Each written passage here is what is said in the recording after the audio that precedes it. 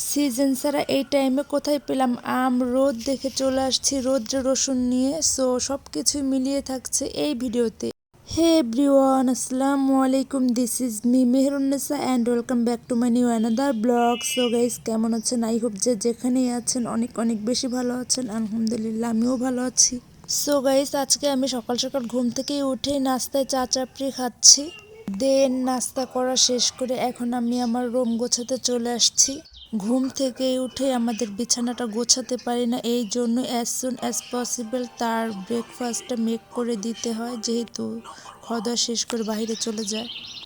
So বকবক করতে করতে আমি আমার বিছানাটা কমপ্লিট করে ফেলেছি।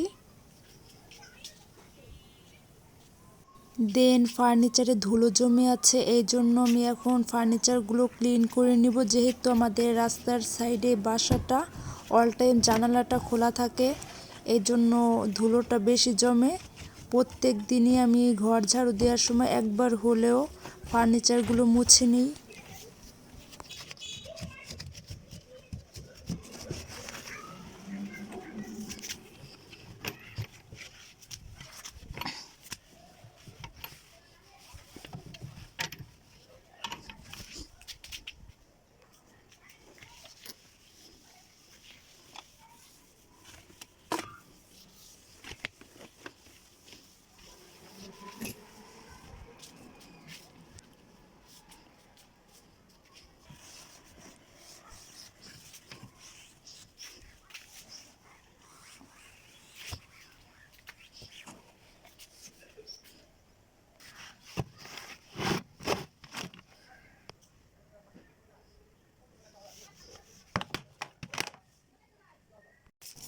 দেন ফার্নিচারগুলো মোছা কমপ্লিট করে এখন রুমগুলো ঝাড়ু দিয়ে নিচ্ছি।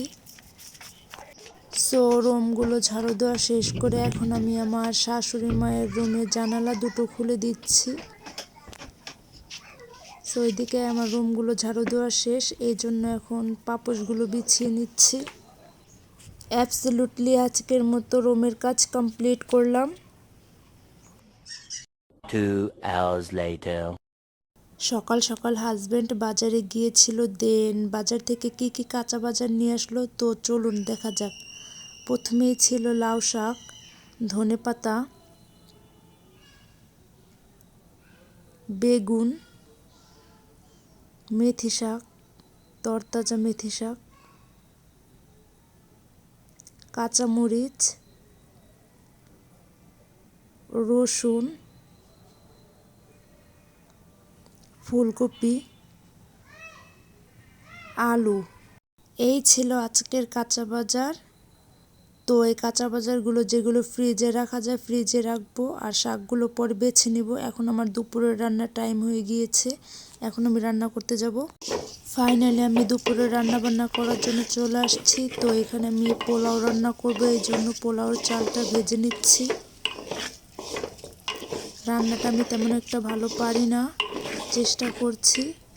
যেহেতু আমি পোলাও রান্না করতে গেলে আমার পোলাওটা নরম হয়ে যায়, এজন্য আমি এবার পানিটা মেপে দিয়েছি, আর পানির পরিমাণটা অল্প দিয়েছি, লাগলে আমি পরবর্তীতে দিয়ে নিব।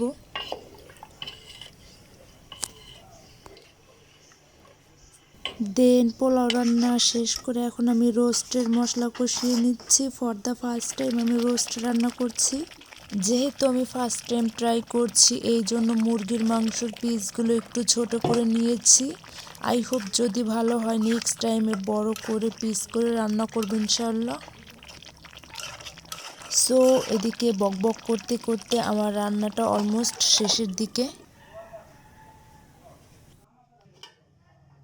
ফাইনালি দুপুরে রান্নাবান্না শেষ করে গোসল করে চলে আসছি দুপুরে খাওয়া দাওয়া করার জন্য।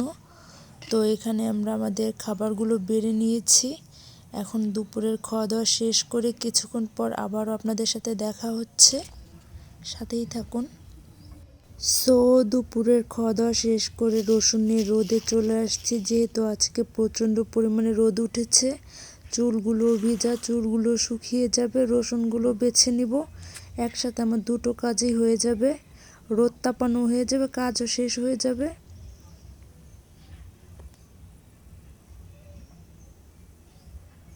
তো ওইদিকে আমি জুম করে আমাদের বাসাটা দেখাচ্ছিলাম।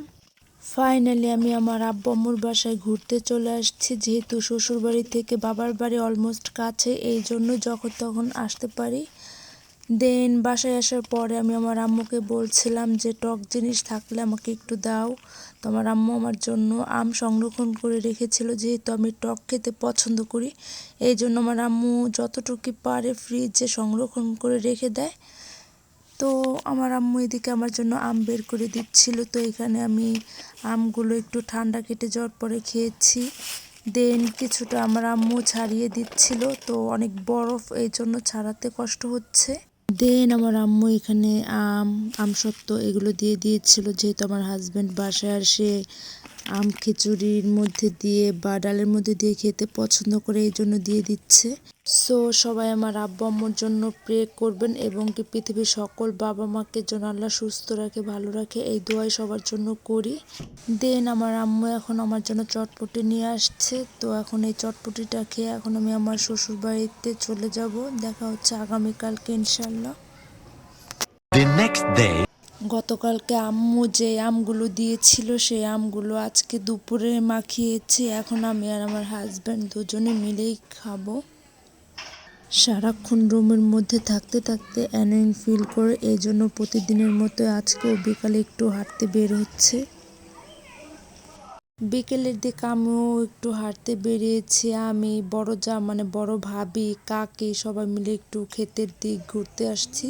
তো এখানে এসেই দেখি কি সুন্দর করে পাখির ঝাঁকগুলো উড়ে যাচ্ছে। মাশাআল্লাহ, আল্লাহর সৃষ্টি কতটাই না সুন্দর, দেখতে অনেক সুন্দর লাগছে। সো এদিকে আমি আরেকটা জিনিস আপনাদের সাথে শেয়ার করছি জুম করে, আর সেটা হচ্ছে এই লাউ শাক গাছটা। লাউ শাক গাছটা অনেক সুন্দর দেখাচ্ছে। ওয়াও, কত সুন্দর একটা গোলাপ ফুল গাছ, তাই না? দেখে অনেক সুন্দর লেগেছে, এজন্য গোলাপ ফুল গাছের ভিডিও ক্লিপও করে নিয়েছি আপনাদের সাথে শেয়ার করার জন্য। ভাবছিলাম এখান থেকে একটা ছিঁড়বো, বাট চিন্তা করলাম ফুল সবসময় গাছেই সুন্দর দেখায়, এজন্য আর ছিঁড়িনি। আজকের বিকালটা সবাই মিলে একটু ঘোরাফেরা করে কাটালাম। দেন বাসায় আসার পরে কাকে আমার জন্য চপ বানিয়ে পাঠিয়েছিল, বেগুনি, আলুর চপ, ফুলকপির চপ, ডিমের চপ, এগুলোই। দেন আজকের ভিডিওটা এখানে খেতে খেতেই শেষ করে দেব। ফুল ভিডিওটা দেখার জন্য আপনাদের সবাইকে অসংখ্য ধন্যবাদ। নেক্সট ব্লগ আসা অবধি সুস্থ থাকবেন, ভালো থাকবেন। আর ভিডিওটি ভালো লাগলে লাইক, কমেন্ট, শেয়ার এবং সাবস্ক্রাইব করে পাশে থাকা বেল আইকনটি প্রেস করে এই চ্যানেলটির সাথেই থাকবেন। Thank you so much for watching my video. Bye by.